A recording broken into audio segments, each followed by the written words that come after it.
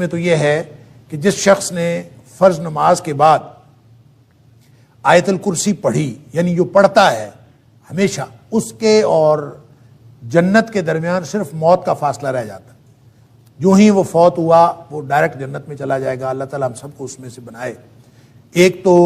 اس کا تعلق اس حدیث کے ساتھ ہے، اور دوسرا یہ کہ نبی کریم صلی اللہ علیہ وسلم نے جو دعا کی قبولیت کے اوقات بتائے ہیں، اس میں ایک فرضوں کے بعد کا جو وقت ہے اس کو دعا کی قبولیت کا وقت بتایا ہے۔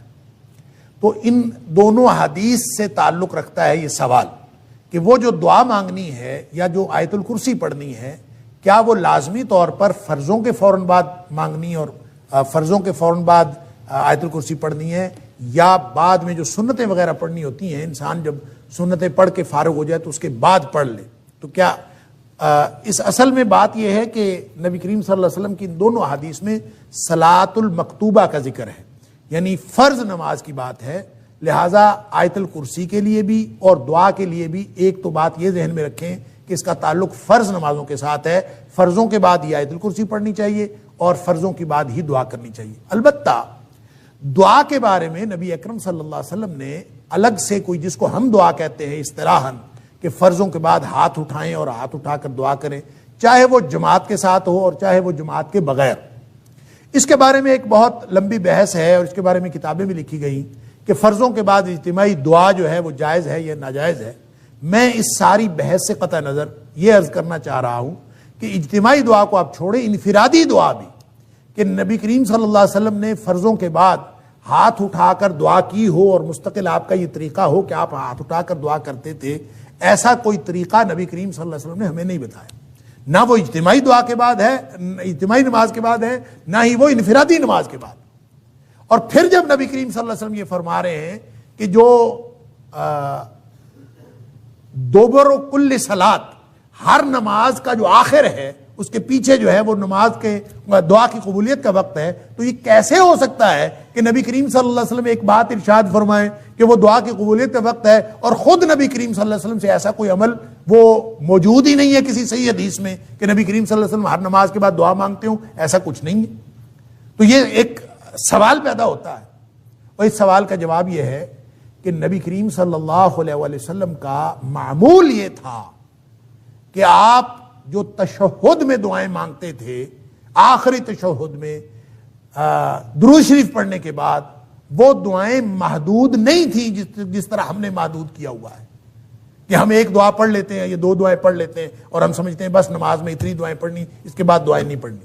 وہ جو دوبر کل صلات ہے، یہ بھی اصل میں نماز کا آخر ہے، اور وہاں پہ جو دعا کی جاتی ہے وہ دعائیں مراد ہیں کہ جتنی بھی آپ وہاں دعائیں کریں گے وہ اللہ کے ہاں قبول کے درجے کو پہنچتی ہیں، یہ وعدہ ہے۔ لہذا اس کا مطلب لازماً سلام پھیرنے کے بعد نہیں ہے، سلام پھیرنے سے پہلے کی دعائیں،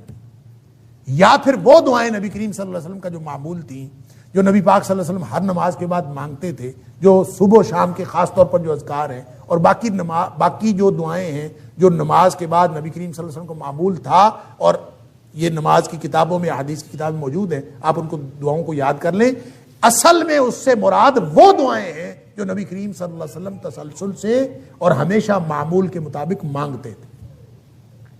اس میں سے 4-5 دعائیں تو ایسی ہیں جو تشہد میں نبی کریم صلی اللہ علیہ وسلم کبھی قضا نہیں کرتے، ہمیشہ پڑھتے تھے، اور باقی اس کے علاوہ جو دعائیں ہیں وہ آپ اگر پڑھ لیں تو وہ بھی ٹھیک ہے، وہ بھی اسی کے اندر آئے گا۔ اور اگر آپ اس وقت دعائیں نہیں کرنا چاہتے، اس وقت 2-3 دعاؤں پہ اکتفا کرتے ہیں اور بعد میں دعا مانگنا چاہتے ہیں تو مانگ لیں۔ نبی کریم صلی اللہ علیہ وسلم کے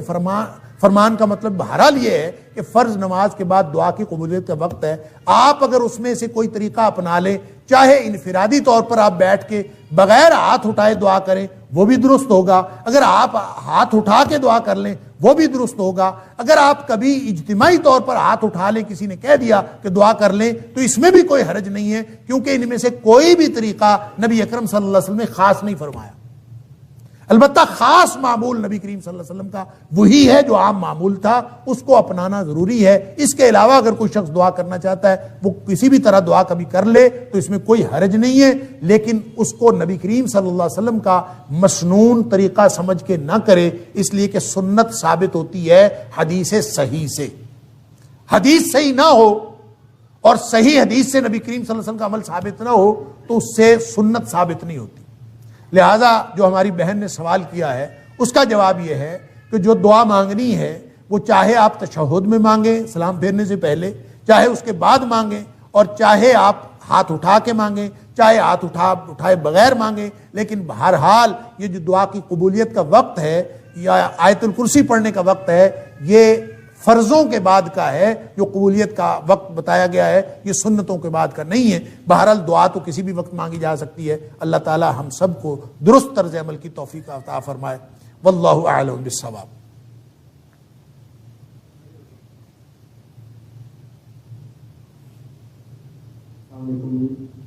اکثر میرا سوال بھی دعاؤں کے بارے میں ہی ہے. سمجھ میں کہا جاتا ہے کہ سجدے میں انسان جو ہے وہ اللہ تعالیٰ کے سب سے زیادہ قریب ہوتا ہے، اور اگر ہم کیا نماز کے دوران ہم سجدے میں دعا مانگ سکتے ہیں، یا جو مضمون دعائیں عربی میں ہمیں سمجھائی گئی ہیں یا سکھائی گئی ہیں کیا ہم وہ مانگ سکتے ہیں یا نہیں مانگ سکتے؟ دیکھیں بہت اچھا سوال ہے کہ سجدے میں نبی اکرم صلی اللہ علیہ وسلم فرمایا کہ اقرب ما یکون العبد من ربہ وہو ساجد، کہ انسان جب سجدے کی حالت میں ہوتا ہے تو اللہ کے سب سے زیادہ قریب قربت کی حالت میں ہوتا ہے. فاکثروا فیہ الدعاء، نبی کریم صلی اللہ علیہ وسلم کا فرمان ہے کہ اس وقت دعائیں کیا کرو. اب اس کا مطلب کیا ہے، کون کون سی دعائیں کرنی ہیں؟ کیا انسان ان سجدے کی مسنون دعاؤں کے علاوہ جو نبی کریم صلی اللہ علیہ وسلم سے ثابت ہیں اور دعائیں بھی کر سکتا ہے کہ نہیں کر سکتا؟ اور پھر اس کے ساتھ اٹیچڈ ایک اور سوال بھی ہے کہ کیا انسان اپنی زبان میں دعا کر سکتا ہے کہ نہیں کر سکتا؟ اس کے لیے بہرحال ایک موقف تو یہ ہے اور بہت ہی ریئر ہے کہ انسان جتنی مرضی دعائیں کرے، اور فرضوں میں بھی نفلوں میں بھی جس نماز میں بھی جتنی مرضی دعائیں سجدے میں کرنا چاہے. فاکثروا فیہ الدعاء کا منشا اور مطلب بعض لوگوں نے یہی سمجھا ہے، جو اگرچہ بہت ہی کم لوگ ہیں جو یہ کہتے ہیں کہ اس میں اپنی زبان میں بھی کوئی شخص دعا مانگنا چاہے تو مانگ سکتا ہے. لیکن یہ بات صلو کما رأیتمونی اصلی، نبی کریم صلی اللہ علیہ وسلم کا یہ جو فرمان ہے کہ نماز اس طرح پڑھو جس طرح مجھے پڑھتا ہوا دیکھتے ہو، یہ اس فرمان اقدس کے خلاف ہے. نبی کریم صلی اللہ علیہ وسلم نے اس بات کی کبھی کسی کو اجازت نہیں دی، اور نہ نبی کریم صلی اللہ علیہ وسلم کے آپ کی موجودگی میں، آپ کی حیات طیبہ میں کسی نے کبھی ایک بھی بات کہیں کسی سے ثابت ہے کہ اس نے فرضوں میں یا ایون نفلوں میں اس نے اپنی زبان میں، کیونکہ نبی کریم صلی اللہ علیہ وسلم کے پاس مختلف زبان میں بولنے والے لوگ تھے، ان سب کو بھی عربی میں نماز پڑھنے کا حکم تھا. اس لیے تقاضا یہی ہے نبی کریم صلی اللہ علیہ وسلم کے فرمان کا کہ دعائیں وہی کی جائیں جو نبی کریم صلی اللہ علیہ وسلم نے کی. لہٰذا اس میں مختلف جو لوگوں کے موقف ہیں، اگرچہ میں نے عرض کیا کہ لوگ تو اس بات کے بھی قائل ہیں کہ نماز کوئی چھوئی موئی نہیں ہے. میں ایک عالم کی بات سن رہا تھا، اس نے کہا کہ نماز کوئی چھوئی موئی نہیں ہے کہ بس ایسے ہی پڑھنی ہے جیسے نبی کریم صلی اللہ علیہ وسلم پڑھی، جیسے مرضی پڑھیں اس میں جتنی مرضی دعائیں کریں. یہ بات درست نہیں ہے. اس لیے کہ صلو کما رأیتمونی اصلی ایگزیکٹ وہ عمل ہوگا، وگرنہ تو پھر صلو صلاۃ کے معنی تو 22 معنی لغت کے اندر آتے ہیں. آپ کسی چیز کو بھی صلاۃ کہہ لیں، آپ کہیں کہ اس کا نام نماز میں. فاکثروا فیہ الدعاء کا آپ منشا اس طرح پورا کر سکتے ہیں کہ آپ انہی دعاؤں کو بے شک بار بار پڑھتے رہیں، اور جتنی مرضی لمبی دعائیں کریں، لیکن وہی کریں جو نبی کریم صلی اللہ علیہ وسلم نے کی ہیں. ایک بات. دوسری بات یہ ہے کہ وہ دعائیں جو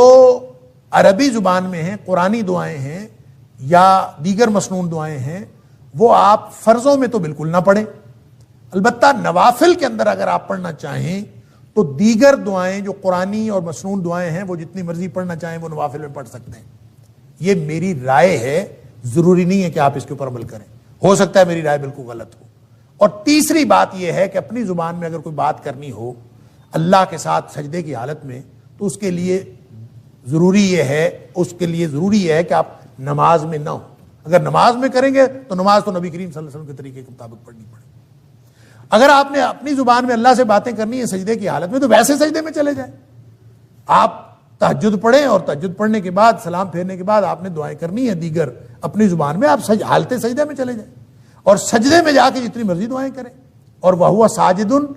وہ آپ اس کیفیت میں ہیں، سجدے کی حالت میں ہیں، اور اللہ سے اس کیفیت میں یہ اسی طرح سے ہے جیسے ہاتھ اٹھا کے اللہ کے رسول صلی اللہ علیہ وسلم فرمایا کہ جو شخص ہاتھ اٹھا کے دعا کرتا ہے اللہ تعالیٰ فرماتے ہیں کہ مجھے شرمندگی محسوس ہوتی ہے کہ میں اس کو